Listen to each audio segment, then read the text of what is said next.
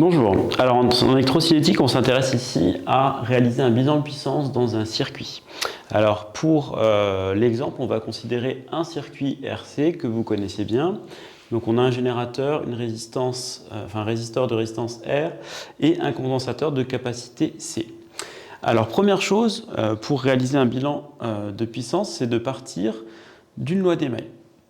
Donc ici, la loi des mailles, dans cette maille, va s'écrire E de T égale UR plus UC, donc la tension aux bornes du résistor plus la tension aux bornes du condensateur. Pour déterminer une puissance, vous savez que la puissance instantanée qui va être fournie par le générateur, par exemple, ça va être E fois I. Alors, l'idée, c'est justement donc de partir de la loi des mailles et de tout multiplier par l'intensité du courant électrique I. Alors, c'est ce qu'on fait ici. Donc on a E fois I égale UR fois I plus UC fois I. Alors ensuite, ce qu'on peut aussi dire, c'est que d'après la loi d'Ohm, UR c'est R fois l'intensité du courant électrique, donc R fois I. I, ici, en utilisant la relation du condensateur, on peut dire que c'est C fois la dérivée de la tension UC, donc aux bornes du condensateur. Donc en réécrivant ça, donc on a R fois I au carré plus U fois C fois la dérivée de UC au carré.